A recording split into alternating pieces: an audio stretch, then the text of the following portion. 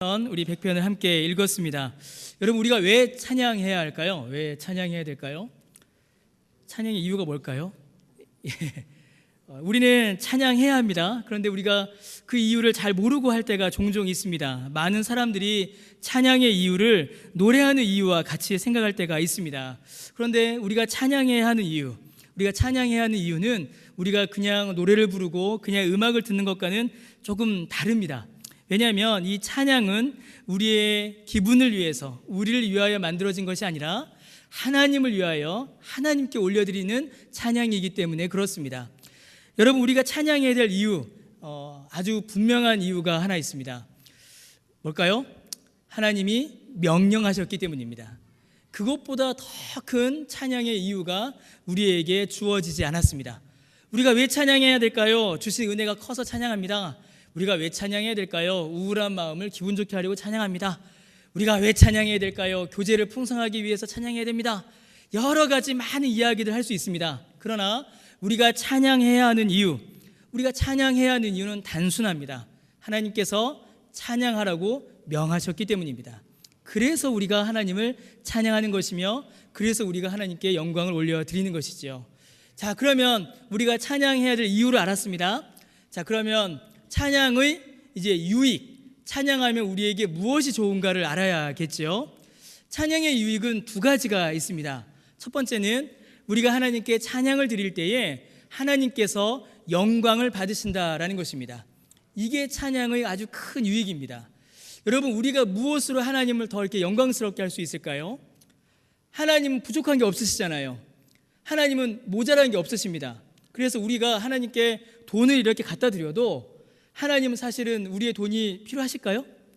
별로 필요 없으십니다. 왜냐하면 그 돈 없어도 하나님께서는 모든 걸 다 하실 수 있으세요.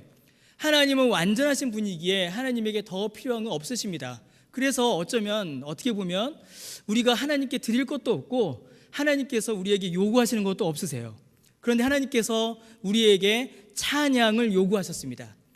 우리로 하여금 찬양하게 하셨고, 우리가 하나님께 찬양 드릴 때에 하나님께서 크신 영광을 받으십니다. 이것이야말로 우리가 찬양하는 목적이요, 첫 번째 유익인 것이죠. 두 번째 유익이 있습니다. 우리가 찬양할 때 얻게 되는 두 번째 유익이 있어요. 이 정도 설교하면 이제 집중력이 떨어지는데 오늘은 굉장히 잘 들으시네요.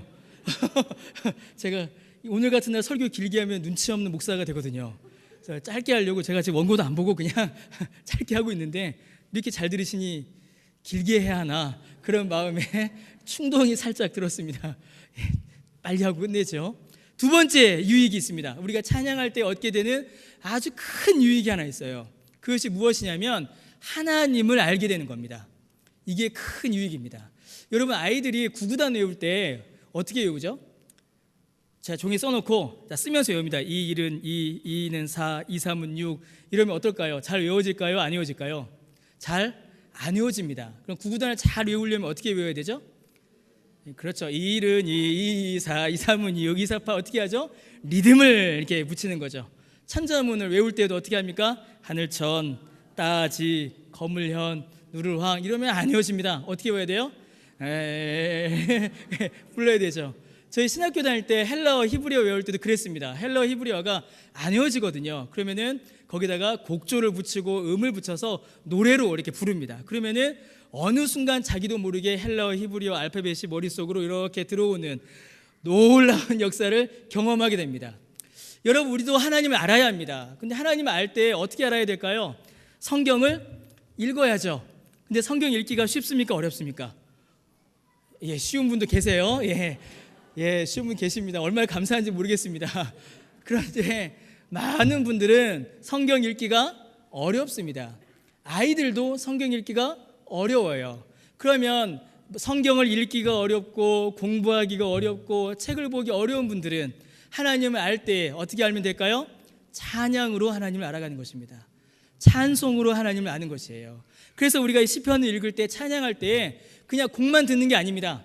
가사를 듣는 것이죠. 하나님이 이런 분이시구나, 하나님이 어떤 분이시구나, 하나님이 나에게 이렇게 큰 사랑을 주셨구나, 그렇게 우리가 하나님을 알아가는 것입니다. 여러분, 제가 배운 첫 번째 기도가 뭘까요? 제가 어릴 때 가장 먼저 배운 아닙니다. 주기도문 아닙니다. 제가 그렇게 경건하게 어릴 때부터 살지 않았습니다. 그렇죠. 언제나 우리에게 양식을 주시는, 그게 제가 첫 번째 배운 기도입니다. 그 찬양을 통하여서, 그 기도를 통하여서, 야, 이 밥그릇이 엄마가 지어줬지만 하나님이 내게 주신 거구나. 그리고 그 하나님께 내가 감사해야 되는구나. 이게 바로 찬양의 유익입니다. 오늘 우리가 다 같이 이렇게 찬양하러 모였습니다.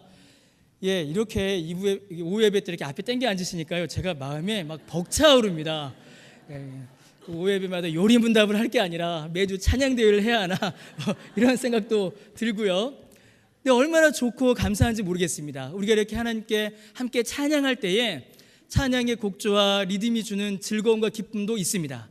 그러나 그 안에서 하나님이 어떤 분이신지, 하나님이 우리에게 부어주신 은혜가 얼마나 큰지, 하나님을 아는 기쁨과 즐거움을 누리시는 그런 귀한 시간 되시기를 주님의 이름으로 축원합니다. 이제 이게 대회잖아요. 그렇죠? 대회입니다. 어떠세요? 여러분, 벌써 이 긴장감이 지금 막 흐르고 있습니다. 뭐 위아래로 아까 막 긴장이 있었어요. 그러나 여러분, 제 마음은 다 1등입니다. 다 1등이세요. 하나님을 찬양하는, 하나님을 기뻐하는 그 마음, 여러분, 그것보다 귀하고 소중한 마음이 어디 있겠습니까? 그런데 오늘 1등을 정하는 그 어렵고 힘든 고난의 길을 저에게 또 맡기셨습니다. 예, 저만 지고 가는 것이 아니라 우리 박하준 장로님, 또 우리 민홍자 집사님 같이 하시죠. 예, 그렇죠. 예, 우리 저랑 같이 짐을 져주시는 분이 또 계시는데 또 그 어려운 일을 또 우리가 감당해야 할 것 같습니다.